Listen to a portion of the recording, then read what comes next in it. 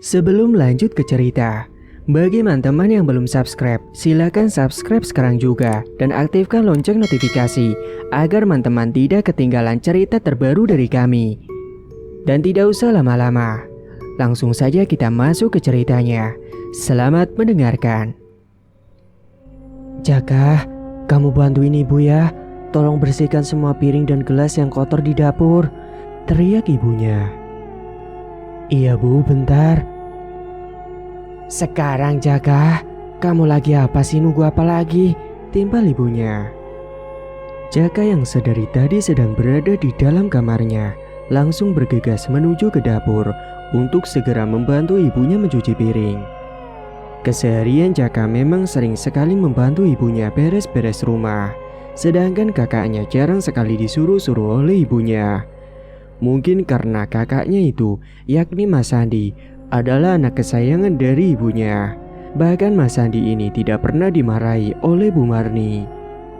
Berbeda dengan Jaka, jika dia melakukan kesalahan sedikit pun, pasti dia akan dimarahi oleh ibunya. Tapi meskipun begitu, Jaka tidak mengeluh. Jaka itu masih duduk di kelas 1 SMA, sedangkan Mas Sandi sudah duduk di kelas 3 SMA. Mas Sandi dan Jaka ini usianya terpaut 3 tahun. Mereka juga sekolah di tempat yang sama. Jaka dan Mas Sandi ini juga mereka berdua selalu akur, ya meskipun kadang pernah bertengkar karena masalah yang sepele.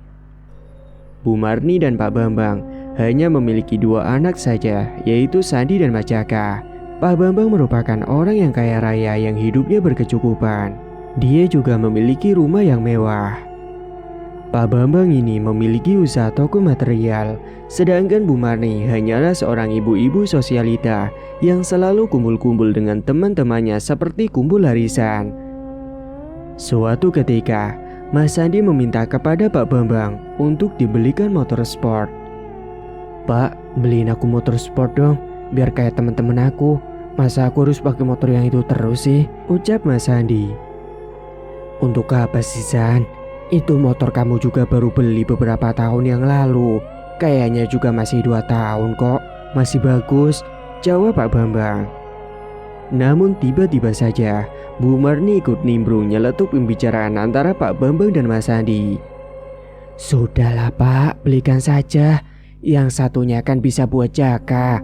Lagian Jaka selalu boncengan sama Sandi kalau berangkat sekolah, timpal Bu Marni. Sementara Jaka yang baru keluar dari kamar mandi langsung menghampiri mereka. Ada apa ini Pak? Tanya Jaka. Ini Masmu minta dibelikan motor sport, ucap bapaknya. Loh, itu kan motornya juga masih baru Mas, jawab Jaka. Kamu gak usah ikut campur Jaka, kata Mas Sandi. Seketika Jaka pun terdiam duduk di sampingnya Pak Bambang. Jaka, kamu gak apa-apa kan kalau Masmu bapak belikan motor lagi? Nanti kamu pakai motor Mas Sandi yang itu ya, ucap Pak Bambang. Iya gak apa-apa kok Pak, jawab Jaka lemas. Memang Pak Bambang dan Bu Marni selalu saja memanjakan Mas Sandi, sedangkan Jaka selalu mendapatkan bagian bekas dari kakaknya.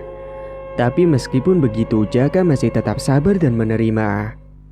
Sebenarnya Pak Bambang ini tidak membeda-bedakan anaknya, tapi karena hasutan dari Bu Marni, jadi Pak Bambang hanya mengikuti. Nanti kamu bapak belikan HP baru saja ya Jaka, timpal Pak Bambang. Serius Pak?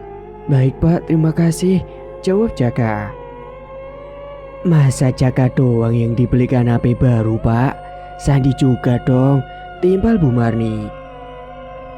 Loh kan Sandi sudah dibelikan motor toh Bu, gantianlah, lagian harga HP sama motor kan beda jauh Bu, ucap Pak Bambang. Obrolan mereka pun terhenti karena sudah larut.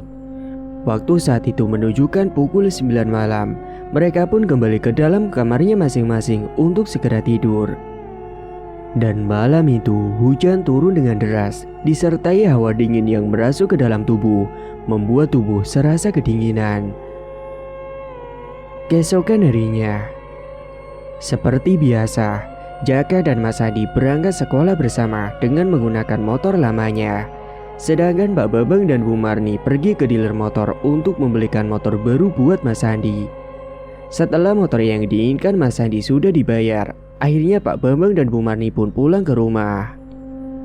Mereka kemudian menunggu kedatangan motor baru milik Mas Sandi, yang mana motor tersebut akan diantarkan dengan menggunakan mobil pick-up milik dealer.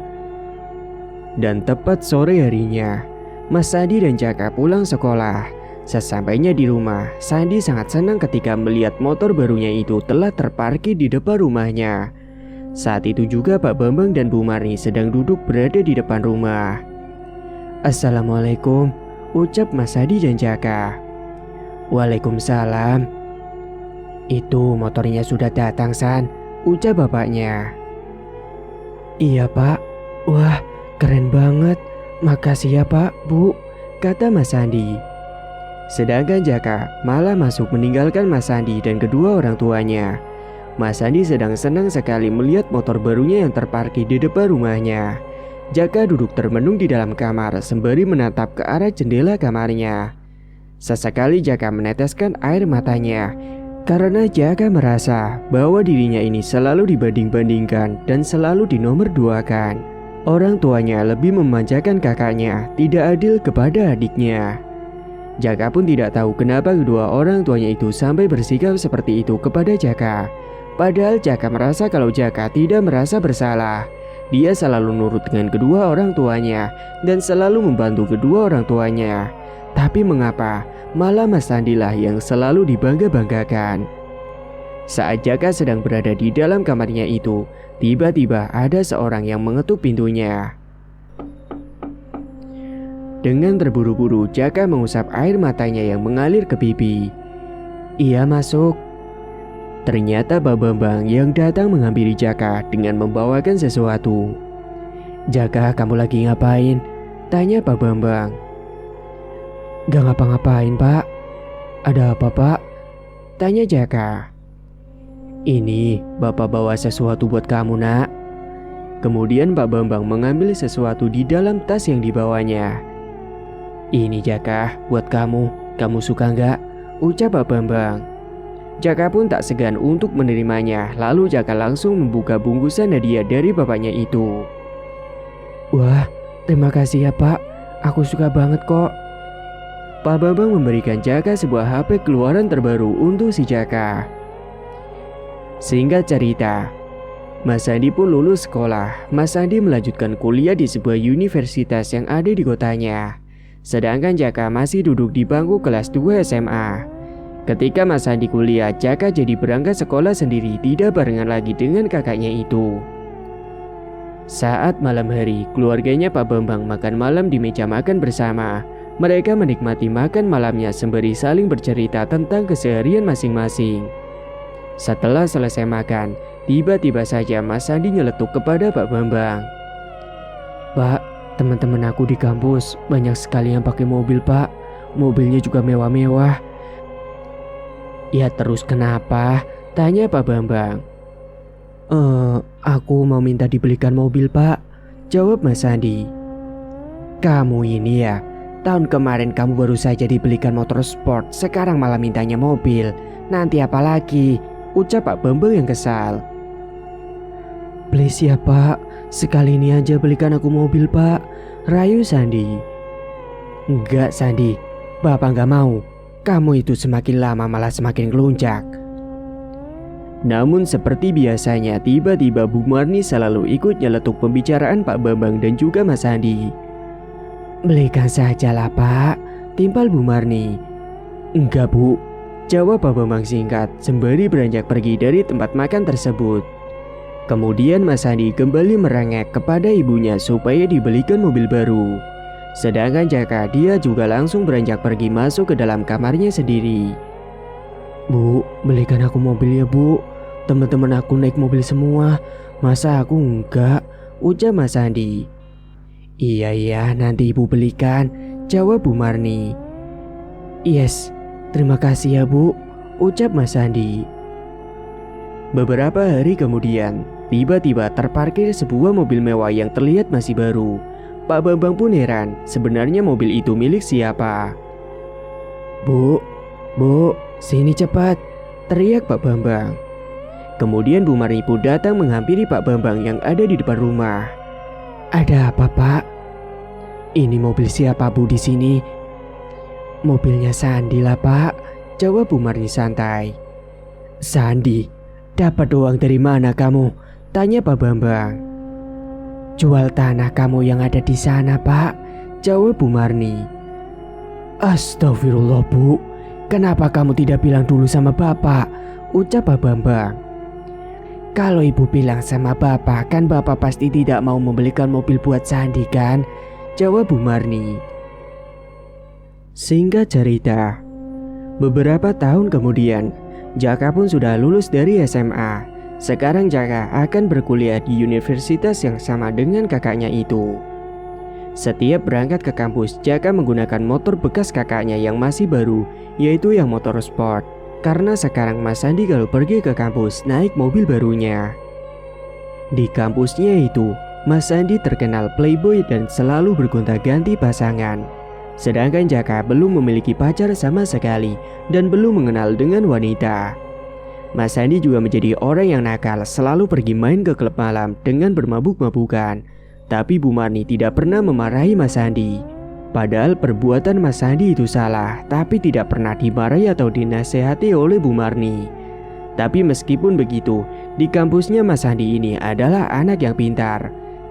Sejak sekolah dasar, memang Mas Sandi ini selalu mendapatkan peringkat kelas. Padahal penampilannya yang urakan tapi otaknya itu sangat cerdas sekali. Mungkin itulah yang membuat ibunya dan Pak Bambang selalu memanjakan Mas Sandi. Berbeda dengan Jaka yang tidak pernah mendapatkan peringkat di kelasnya. Jaka sudah sering sekali dibanding-bandingkan oleh ibunya dengan kakaknya sendiri. Saat itu Pak Bambang sedang asik nonton televisi bersama. Di sela-sela menonton televisi tersebut, mereka saling bercengkrama. Terlihat Mas Sandi sedang senyum-senyum sendiri menatap layar HP-nya. "Kamu kenapa, San?" tanya Bu Marni. "Ini, Bu, aku mendapat peringkat 2 di kelas," ucap Mas Sandi. "Yang benar kamu, San. Ibu bangga sama kamu. Semoga bisa ke peringkat 1 ya," ujar ibunya. Kemudian Pak Bambang ikut nyeletuk pembicaraan mereka. "Hebat kamu, San. Kamu mau hadiah apa, Nak?" ucap Pak Bambang. Sementara Jaka yang ada di sana hanya bisa terdiam melihat dan mendengar kakaknya yang selalu dipuji-puji itu. "Jaka, lihatlah nih kakak kamu. Dia pinter. Contoh dong kakakmu itu," ucap ibunya. Jaka hanya bisa terdiam menunduk dengan apa yang dikatakan oleh ibunya itu. Jaka menahan rasa tangisnya di dalam hatinya. Akhirnya karena dia tidak tahan dibanding-bandingkan, Jaka pun memilih beranjak pergi masuk ke dalam kamarnya. Dan sesampainya di dalam kamar, Jaka menutup pintunya rapat-rapat dan dia menangis meluapkan semuanya yang ada di hatinya. Hingga suatu ketika, Mas Sandi lulus dari kuliahnya. Mas Sandi dengan mudahnya langsung mendapatkan pekerjaan di sebuah perusahaan yang gajinya cukup besar. Sedangkan Jaka masih berkuliah. Semakin dibanding-bandingkanlah si Jaka dengan kakaknya sendiri. "Makanya kamu sekolah yang rajin dan pintar, Jaka. Nanti biar kamu mendapat pekerjaan yang sama dengan kakakmu," ucap Bu Marni. "Iya, Bu," jawab Jaka singkat. Lagi-lagi keberuntungan datangnya pada kakaknya Jaka. Jaka selalu dijadikan bahan perbandingan oleh ibunya. Rasa sakit hatinya tersebut selalu dipendam di dalam hatinya. Namun meskipun begitu, Jaka masih terus bersabar. Setiap harinya dari masa SMP sampai sekarang Jaka berkuliah, Jaka selalu yang membereskan pekerjaan rumahnya dengan menyapu, mengepel, mencuci piring, dan lain sebagainya. Karena ibunya yaitu Bu Marni selalu sibuk pergi dengan teman-teman arisannya.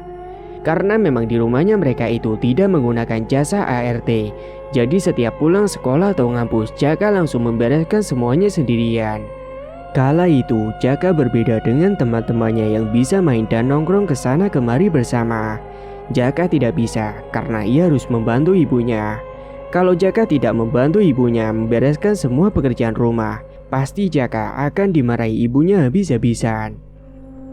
Singkat cerita, Mas Sandi memperkenalkan pacarnya kepada Bu Marni dan juga Pak Bambang. Pacarnya Mas Sandi ini dibawa ke rumah. "Assalamualaikum," ucap Mas Sandi. Waalaikumsalam. Siapa ini San? Tanya ibunya. Kenalin mah, Pah. Ini pacar aku. Jawab Mas Sandi. Saat itu Jaka yang membuatkan minuman untuk mereka semua. Silakan diminum, ucap Jaka. Lalu Jaka duduk di antara mereka semua.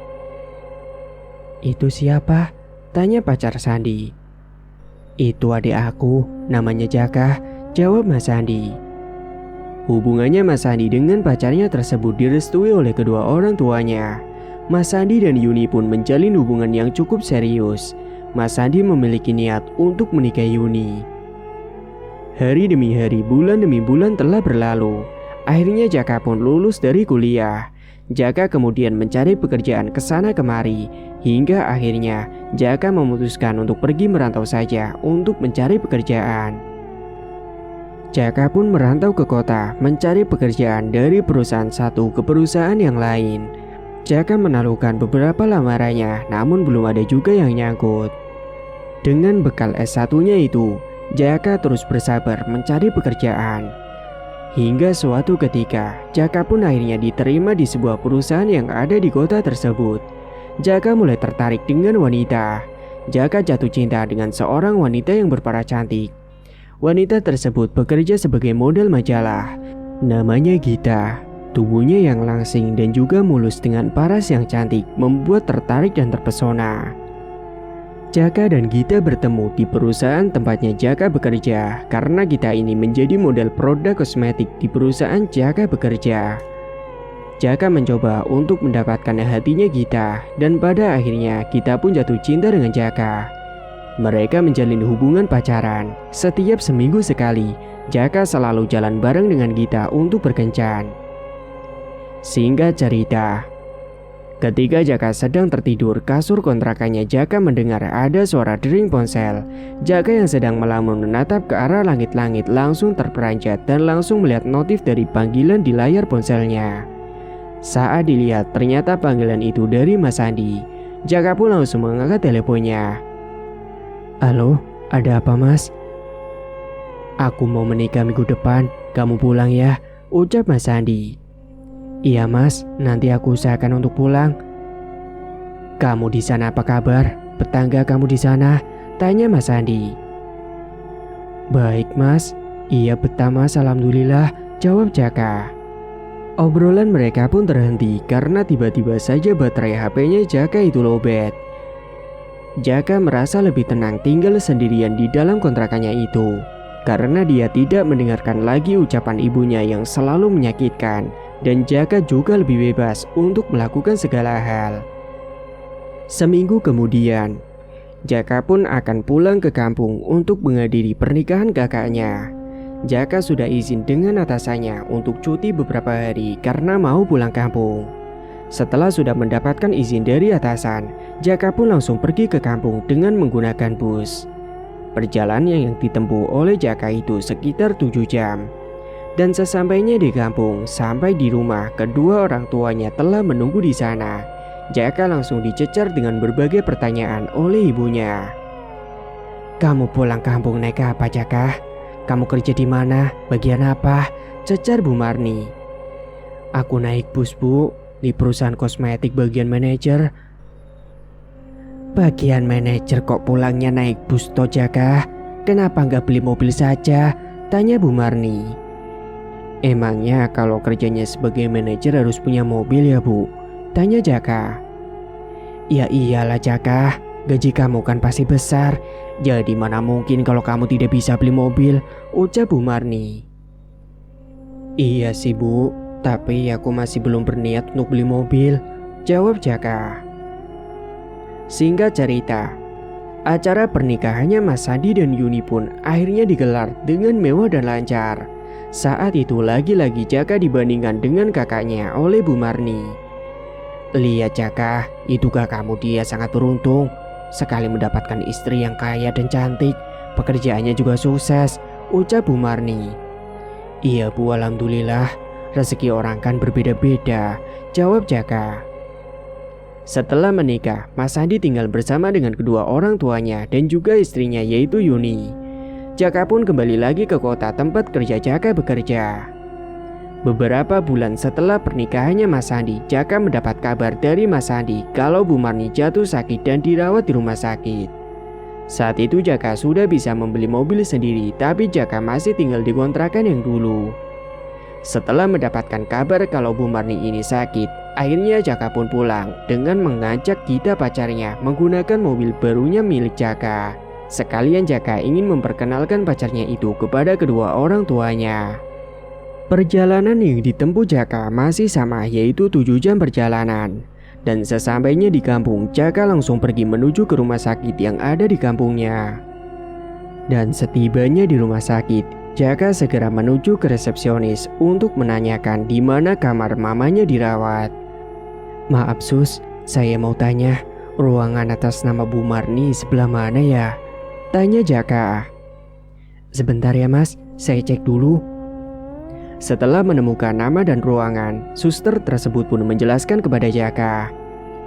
"Ruangannya Bu Marni berada di sebelah sana mas. Masnya lurus saja melewati lorong, nanti belok kanan dan nanti ada ruangan tulip." "Oh, ya sudah, terima kasih ya sus." Jaka dan Gita beranjak pergi berjalan menuju ke ruangan ibunya. "Assalamualaikum," ucap Jaka. "Waalaikumsalam. Akhirnya kamu datang juga," ujar Mas Sandi. Jaka menghampiri ibunya lalu menjabat tangan dan juga menjabat tangan Pak Bambang yang ada di dalam ruangan tersebut. "Ibu sakit apa bu?" tanya Jaka. Namun Bu Marni masih terlihat lemas dan tidak menjawab pertanyaan dari Jaka. "Ibu sakit jantung Jaka," timpal Mas Sandi. "Terus kata dokter gimana? Harus dioperasi atau gimana?" tanya Jaka. "Tidak apa-apa nak, ibu masih ringan, belum terlalu parah," jawab Pak Bambang. "Ini siapa Jaka?" "Oh iya lupa, kenalin Pak, Bu, ini pacar aku, namanya Gita," ucap Jaka. "Kamu datang ke sini naik apa?" tanya Mas Sandi. "Naik mobil mas." "Wih, sekarang kamu sudah punya mobil sendiri ya Jak, hebat kamu." "Ah enggak mas, masih hebat kamu di mata ibu dan bapak," jawab Jaka spontan. Seketika di dalam ruangan tersebut langsung menjadi hening saat Jaka mengatakan hal itu. Beberapa hari kemudian, akhirnya Bu Marni sudah diperbolehkan untuk pulang. Karena sudah sedikit pulih, ya walaupun Bu Marni masih tetap sakit jantung, jadi Bu Marni ini tidak boleh mendengar kabar yang mengejutkan. Karena kalau mendengar kabar buruk, sakit jantungnya itu akan kumat. Saat Bu Marni sudah dibawa pulang, Jaka izin pamit untuk pulang lagi ke kota karena besok harus bekerja.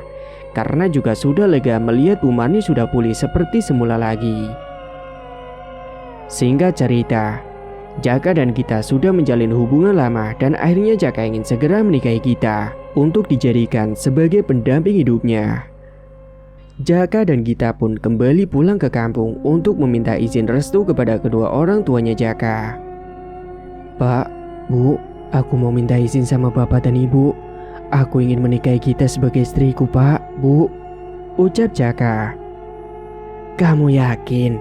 Memangnya Gita ini bekerja sebagai apa?" tanya Bu Marni. "Dia jadi model brand-brand kosmetik Bu," jawab Jaka. "Emangnya kamu sanggup untuk memenuhi semua kebutuhannya Gita?" tanya Bu Marni. "Insya Allah aku sanggup Bu." "Ya sudah, kalau kamu yakin dan siap, bapak akan merestui kalian," timpal bapaknya. "Ibu gak setuju," jawab Bu Marni tiba-tiba. "Loh kenapa Bu?"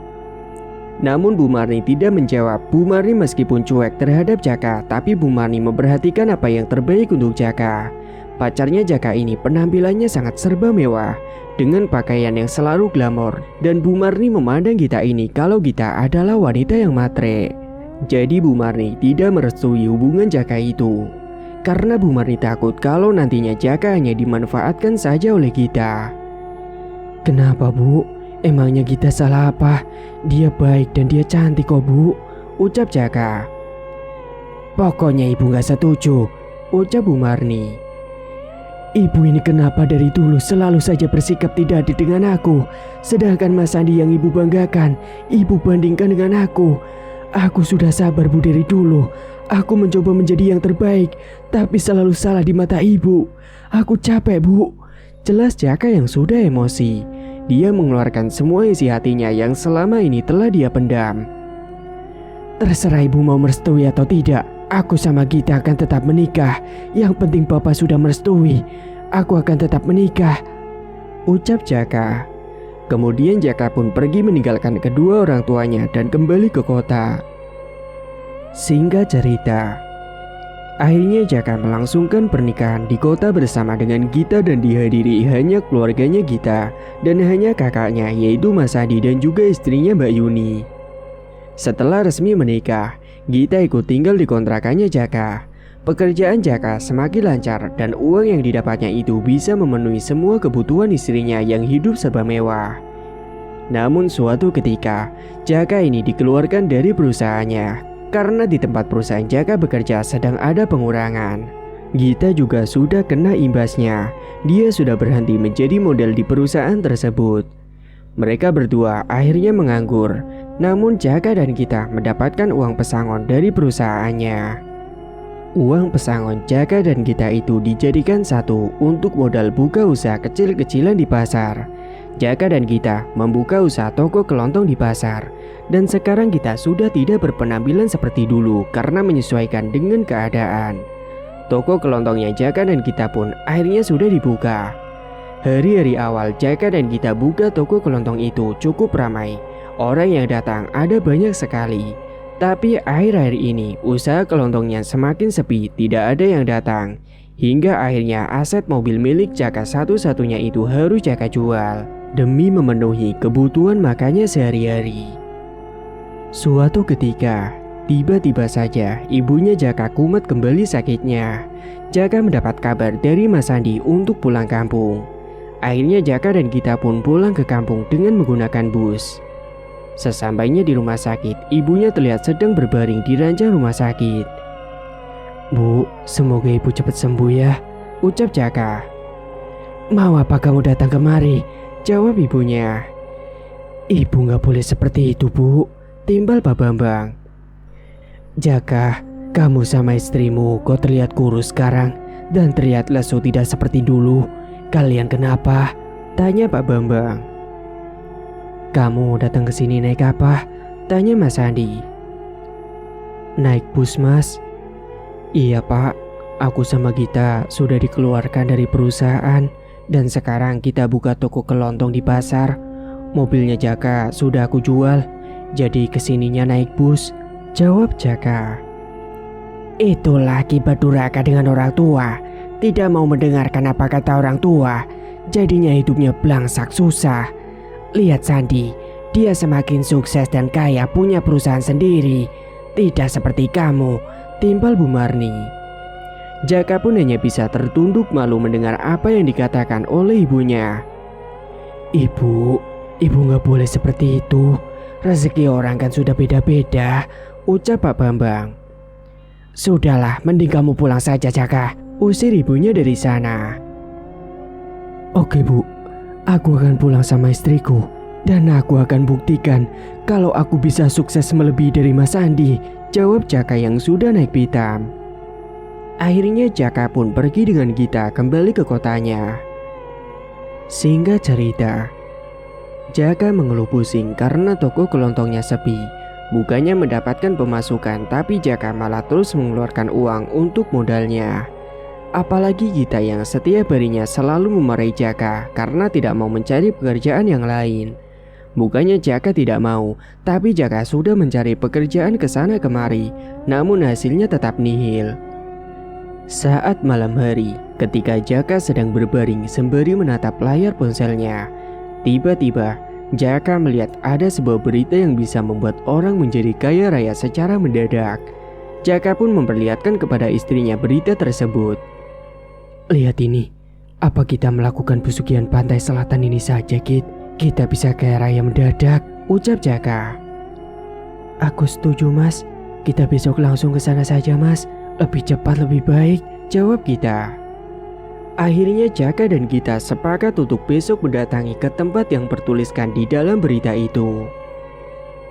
Keesokan harinya, Jaka dan Gita bersiap-siap untuk datang ke tempat padepokan untuk melakukan pesugihan pantai selatan. Jaka dan Gita menggunakan bus untuk menuju ke tempat itu. Perjalanan yang mereka tempuh cukup lama karena tempatnya cukup jauh dari kota yang ditinggali si Jaka. Beberapa jam kemudian, akhirnya Jaka dan Gita pun sampai di tujuan. Jaka dan Gita langsung berjalan menyambangi sebuah padepokan yang ada di sana. "Permisi," ucap Jaka dan Gita. "Iya, silakan masuk," ucap Kuncen yang ada di dalam padepokan tersebut. Kuncen ini adalah juru kunci yang ada di pantai selatan. "Saya tahu maksud dari kedatangan kalian kemari." Si Kuncen sudah tahu kalau si Jaka dan Gita akan melakukan pesugihan. "Apakah kamu sudah siap untuk melakukan semua ritual dan juga syarat-syaratnya? Karena resikonya mungkin sangat besar." Saat itu Jaka dan Gita sempat ragu karena mereka merasa takut. Tapi mengingat ucapan dari ibunya yang menyakitkan itu, akhirnya Jaka dan Gita yakin dan siap untuk melakukan apapun. "Saya siap, Mbah. Saya yakin," ucap Jaka.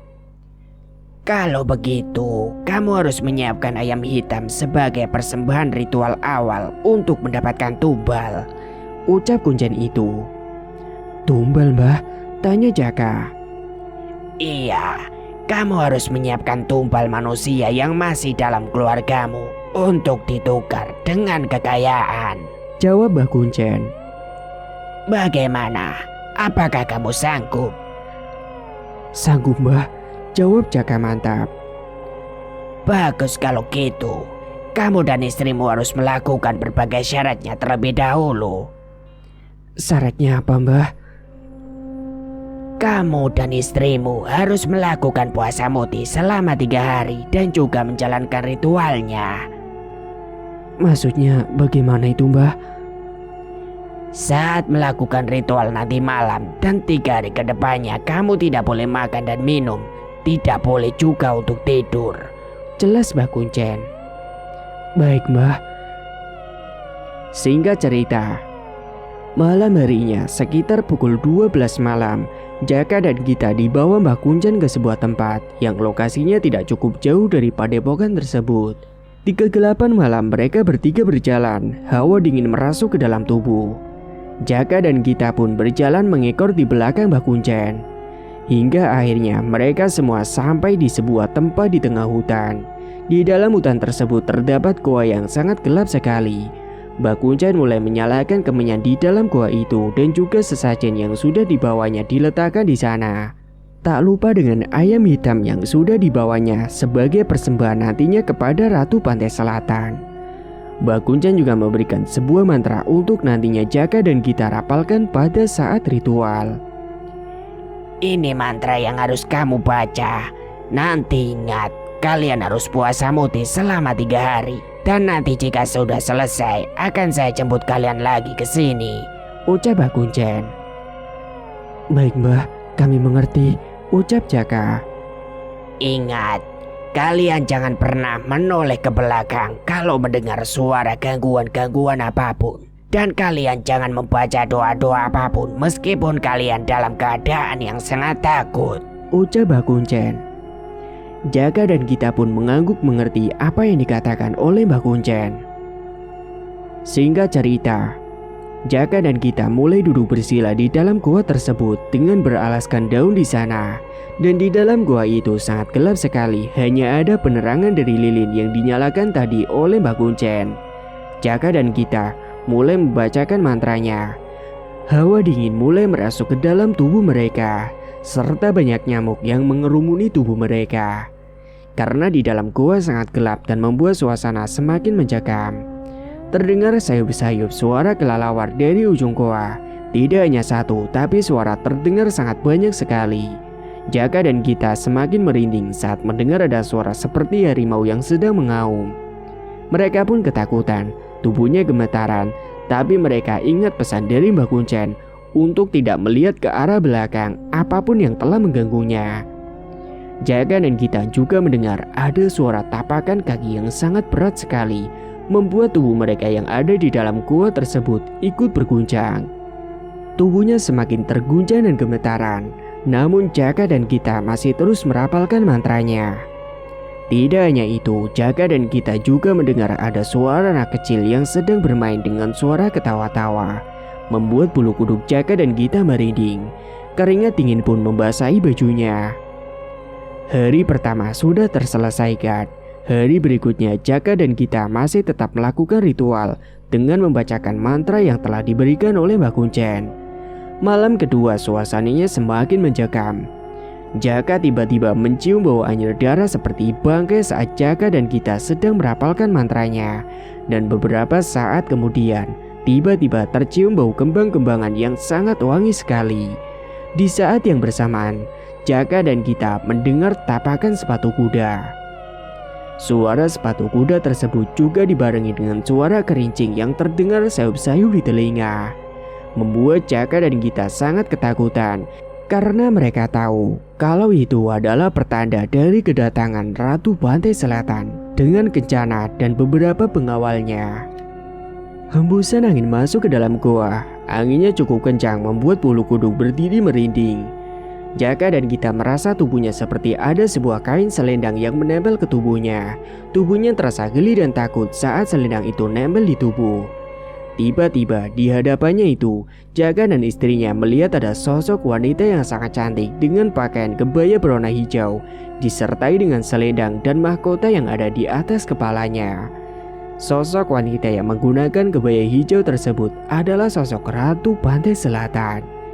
Jaka dan istrinya semakin gemetaran melihat hal itu, dan sosok ratu itu mengatakan kepada Jaka dan Gita, "Saya akan membuat hidup kalian sejahtera, asalkan kalian menyiapkan seorang untuk ikut ke tempat kerajaan saya," ucap si ratu. "Dan jika kalian sudah berhasil menumbalkan salah satu dari keluargamu, kalian akan menjadi kaya raya mendadak." Lalu sosok wanita Ratu Pantai Selatan tersebut menghilang entah kemana. Namun di dalam gua tersebut, Jaka dan Gita masih mencium bau kembang-kembangan. Jaka dan Gita melanjutkan kembali ritualnya. Singkat cerita, hari ketiga pun sudah dilakukannya. Mbah Kuncen datang untuk menepuk pundaknya Jaka dan Gita. Wajahnya Jaka dan Gita terlihat sangat pucat sekali seperti orang yang sudah meninggal. Karena kan memang sudah 3 hari mereka tidak makan dan minum. Saat Mbah Kuncen datang, beliau langsung memberikan minum dan juga makanan untuk Jaka dan Gita. Mbah Kuncen melihat ke dalam goa kalau ayam hitam yang tadinya hidup sekarang sudah mati. Itu artinya kalau ayam hitam sudah diterima menjadi persembahan ritual kepada Ratu Pantai Selatan. Mereka pun akhirnya kembali ke padepokan Mbah Kuncen. Sebelum Jaka dan Gita pulang, Mbah Kuncen berpesan kepada Jaka dan Gita, "Nanti setelah kalian pulang dari sini, kalian harus menyiapkan sebuah ruangan kosong untuk melakukan ritual. Dan nanti kalian tulislah beberapa besar nominal yang kalian inginkan di sebuah kertas dan diletakkan di dalam ruangan tersebut beserta dengan sesajen kembang 7 rupa, kemenyan, ayam hitam. Dan jangan lupa, setelah selesai membaca mantranya, nanti kamu tinggalkan saja di ruangan itu dan tutup rapat-rapat," jelas Mbah Kuncen. "Baik Mbah, kami mengerti." "Setiap sebulan sekali kamu juga harus datang ke sini untuk melakukan ritual kecil. Kamu datang setiap malam Jumat Kliwon saja." "Iya Mbah, terima kasih. Kalau begitu kami pamit pulang dulu Mbah," jawab Jaka. Setelah semuanya sudah selesai, Jaka dan istrinya pun kembali ke kontrakan yang ada di kota. Dan sesampainya di kontrakan, Jaka langsung menyiapkan sebuah ruangan khusus untuk melakukan ritual dan juga menyiapkan beberapa sesajen yang sudah dikatakan oleh Mbah Kuncen. Tak lupa juga Jaka sudah menuliskan nominal uang yang diinginkan. Malam harinya Jaka melakukan ritual dengan mantra yang sudah diberikan oleh Mbah Kuncen. Dan setelah selesai melakukan ritual, Jaka keluar menutup rapat pintu ruangan tersebut. Singkat cerita, keesokan harinya Jaka dan Gita masuk ke dalam ruangan tempat ritual tersebut. Jaka dan Gita pun terkejut ketika melihat banyak sekali tumpukan uang dan juga perhiasan yang ada di ruangan tersebut. mereka benar-benar menjadi kaya raya mendadak. Jaka dan Gita pun memutuskan untuk pulang kampung saja untuk tinggal di rumah kedua orang tua Jaka. Kedua orang tuanya Jaka yaitu Bu Marni dan Pak Bambang pun mengizinkan Jaka dan istrinya tinggal di rumahnya. Karena memang rumahnya Pak Bambang sangat besar dan masih banyak ruangan yang kosong yang tidak ditempati. Namun itu hanya sementara, karena Jaka dan Gita akan membangun rumah sendiri di dekat rumah kedua orang tuanya. Jaka juga sudah membuka usaha toko sepeda di pasar, hingga memiliki beberapa cabang toko sepedanya, membuat Jaka semakin kaya raya. Jaka sudah tidak dihina dan dibandingkan lagi oleh ibunya, karena kini Jaka sekarang hidupnya sudah mewah dan juga bergelimang harta. Setelah rumahnya Jaka dan Gita sudah jadi, mereka langsung pindah ke tempat rumah barunya itu. Hari demi hari pun berlalu di rumahnya Pak Bambang. Setiap malamnya selalu mendapatkan gangguan. Pernah suatu ketika saat malam hari, saat Mas Sandi setelah dari toilet karena kebelet buang air kecil. Saat malam hari, Mas Sandi melihat ada sosok bayangan hitam yang masuk ke dalam kamar kedua orang tuanya. Tapi Mas Sandi tidak terlalu menghiraukan akan hal tersebut. Mas Sandi juga sempat menginap di rumah barunya Jaka. Mas Sandi dan istrinya menginap semalam saja. Malam itu Mas Sandi dan istrinya tidak bisa tidur karena mendengar ada suara tapakan kaki kuda yang sayup-sayup terdengar di telinganya Mas Sandi dan Yuni. Tidak hanya itu, Mas Sandi dan Yuni juga mencium bau-bau kemenyan di rumahnya Jaka itu. Kadang juga ada bau kembang-kembangan. Namun saat Mas Sandi dan Yuni keluar kamarnya, mereka tidak melihat siapapun di sana. Singkat cerita, setelah menginap di rumahnya Jaka, Mas Sandi pun kembali pulang ke rumah Bu Marni dan Pak Bambang. Saat di rumah kedua orang tuanya, anehnya Mas Sandi juga mendengar seperti ada suara tapakan kuda serta suara kerincing. Dan tidak hanya itu, Mas Sandi juga mencium bau kemenyan dan juga kembang-kembangan, sama seperti yang dia alami di rumahnya si Jaka.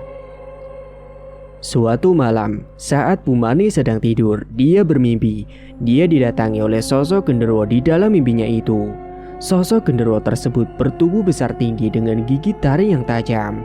Sosok genderuwo tersebut mencoba untuk mendekati tubuhnya Bu Marni dan mengatakan sesuatu kepada Bu Marni. Kamu harus ikut denganku.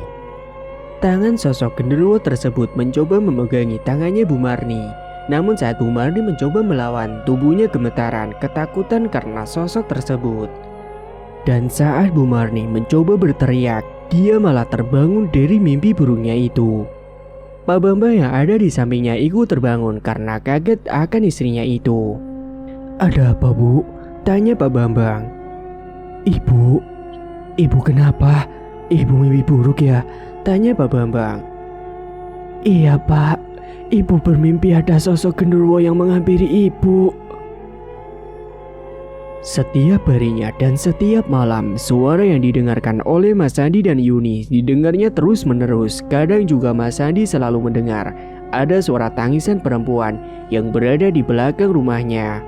Saat itu Mas Sandi sedang berada di dapur untuk mengambil segelas air putih. Dan betapa terkejutnya ia ketika melihat rak piring di dapurnya tersebut bergerak-gerak sendiri. Mas Sandi yang ketakutan pun langsung lari terbirit-birit masuk ke kamarnya. Saat Mas Sandi sedang lari, Mas Sandi mendengar ada suara langkah kaki yang sama dengan suara langkah kaki Mas Sandi yang mengikuti di belakangnya. Namun saat dia menoleh ke belakang, ternyata tidak ada siapa-siapa di belakangnya. Singkat cerita, tiba-tiba saja Bu Marni meninggal dunia. Bu Marni ditemukan di dalam kamarnya dengan wajah yang tiba-tiba membiru dan koreng yang ada di sekujur tubuhnya. Padahal sebelumnya Bu Marni tidak menderita penyakit koreng. Waktu itu Pak Bambang tidak ada di sampingnya Bu Marni. Pak Bambang sedang di toko materialnya. Mas Sandi dan Yuni juga sedang pergi ke rumah kedua orang tua Yuni. Jadi di rumah Bu Marni hanya tinggal sendirian. Bu Marni ditemukan oleh Pak Bambang ketika Pak Bambang baru pulang. Pak Bambang langsung menangis histeris saat melihat istrinya sudah meninggal dunia dengan dipenuhi koreng yang ada di tubuhnya. Bu Marni ini baunya sangat busuk sekali. Sebelumnya, saat itu Bu Marni di rumah sendirian. Dia didatangi oleh sosok genderuwo yang nyata di hadapannya. Sehingga Bu Marni syok dan meninggal dunia karena memang Bu Marni memiliki riwayat penyakit jantung. Jadi secara mudahnya Bu Marni pun akhirnya meninggal. Dan kematiannya Bu Marni ini juga diduga meninggal karena serangan jantung. Karena Bu Marni memiliki riwayat penyakit jantung, jadi kemungkinan ada kaitan dengan sakit yang dideritanya itu. Jaka dan Gita juga ikut ke rumah kedua orang tuanya untuk mengantarkan ibunya ke peristirahatan terakhir. Namun setelah meninggalnya ibunya, Jaka dan Gita malah menjadi semakin kaya raya. Jaka bisa membeli mobil mewah dan dia juga bisa membuat cabang toko sepeda di kota lain. Seminggu setelah kepergian ibunya itu, tiba-tiba saja Mas Sandi menderita sakit. Mas Sandi merasa kalau kakinya susah digerakkan dan Mas Sandi tidak bisa jalan. Mas Sandi hanya bisa terbaring di kasurnya. Sudah dibawa periksa ke sana kemari, akan tetapi Mas Sandi masih tetap sama, kakinya tidak bisa berjalan. Padahal sudah dilakukan operasi pada kakinya Mas Sandi, tapi tetap saja belum bisa jalan. Pak Bambang sebagai orang tuanya merasa kasihan dan iba kepada Mas Sandi. Dan Pak Bambang teringat sesuatu, kalau Pak Bambang memiliki kenalan orang pintar, bisa dibilang gurunya Pak Bambang. Namanya Pak Mansur. Pak Mansur dihubungi oleh Pak Bambang untuk datang ke rumahnya. Pak Mansur pun juga bersedia untuk datang ke rumahnya Pak Bambang. Mas Sandi ini selalu mengeluh sakit pada kakinya. "Aduh, sakit sekali nih Pak," teriak Mas Sandi. "Sabar ya nak, besok ada orang pintar yang akan datang ke sini buat nyembuhin kamu," jawab Pak Bambang. Saat Mas Sandi ini menderita sakit pada kakinya, Mas Sandi menjadi sering memarahi istrinya, membentak istrinya, sehingga setiap harinya selalu terjadi cekcok antara Mas Sandi dan Mbak Yuni. Singkat cerita, keesokan harinya, Jaka dan Gita menjenguk Mas Sandi dengan membawakan buah tangan. Namun saat mendengar ada tamu yang datang, Jaka dan Gita ini buru-buru bergegas untuk pulang. Jaka dan istrinya berpapasan dengan Pak Mansur di depan rumah Pak Bambang. "Astagfirullah," ucap Pak Mansur ketika melihat Jaka dan Gita yang berpapasan dengannya. Tanpa berbasa-basi terlebih dahulu, Jaka dan Gita langsung pergi dari rumahnya Pak Bambang. Pak Mansur kemudian diajak oleh Pak Bambang untuk masuk ke dalam kamarnya Mas Sandi. Saat sudah masuk ke dalam kamarnya Mas Sandi, Pak Mansur langsung duduk di samping ranjangnya. Dan Pak Mansur meminta untuk diambilkan segelas air putih. Pak Mansur mulai membacakan ayat-ayat suci Al-Quran untuk proses ruqyah Mas Sandi. Ruqyah yang dilakukan Pak Mansur ini merupakan ruqyah syariah. Mulutnya Pak Mansur mulai membacakan ayat suci Al-Quran. Namun saat Pak Mansur membacakan ayat suci Al-Quran, tiba-tiba Mas Sandi seperti orang yang kerasukan. Tubuhnya mencakar-cakar spray. Dan juga tatapannya menjadi gerung sangat tajam seperti akan menerkam mangsanya. Pak Mansur masih tetap membaca ayat Al-Quran. Mas Sandi memberontak. Seketika ruangan kamarnya tersebut ada hembusan angin kencang yang datang tiba-tiba, sehingga membuat gorden jendela bergerak-gerak dengan sendirinya. "Siapa kamu? Kenapa kamu ada di dalam tubuh orang ini?" tanya Pak Mansur. "Bukan urusanmu," jawab sosok yang ada di dalam tubuhnya Mas Sandi. Karena sosok tersebut menolak untuk menceritakan siapa dirinya, Pak Mansur pun langsung membacakan doa untuk mengusir dan mengeluarkan sosok itu dengan paksa. "Wahai kau yang ada di dalam tubuhnya orang ini, keluarlah engkau, atau mau saya bakar dengan ayat-ayat suci Al-Quran." Mas Sandi masih terus mengerang dan memberontak. Pak Mansur terus berkomat-kamit mengeluarkan sosok yang ada di dalam tubuhnya Mas Sandi. Dan saat Pak Mansur sedang membacakan doa, tiba-tiba saja Mas Sandi langsung pingsan. Itu tandanya sosok yang ada di dalam tubuhnya Mas Sandi sudah keluar. Kemudian Mas Sandi setelah sadar, dia diberikan air minum yang sudah didoakan oleh Pak Mansur. "Minumlah air putih ini, jangan habiskan. Sisanya kamu basuhkan ke wajah dan juga kakimu," ucap Pak Mansur. Mas Sandi mengikuti apa yang dikatakan oleh Pak Mansur. Dan setelah meminum sedikit, sisanya kemudian Mas Sandi basuhkan ke wajah dan juga kakinya. Lalu Pak Mansur menjelaskan kalau selama ini tubuhnya Mas Sandi ini seluruh tubuhnya sudah dipengaruhi ilmu hitam atau ilmu goib. Sosok jin yang mempengaruhi Mas Sandi adalah jin Dasim yang membuat rumah tangganya Mas Sandi ini akan berantakan. Makanya selama ini Mas Sandi selalu memarahi istrinya dan juga membentaknya. Sebenarnya Mas Sandi ini akan dijadikan tumbal oleh seseorang, ucap Pak Mansur. Tumbal? Siapa Pak pelakunya? Tanya Mas Sandi. Masih saudara kandungmu. Tadi saya waktu berpapasan dengan adikmu dan juga istrinya, saya terkejut karena mereka berdua berkepala ular. Dan kemungkinan Bu Marni juga sudah dijadikan tumbal oleh anaknya sendiri demi harta kekayaan mereka, ucap Pak Mansur.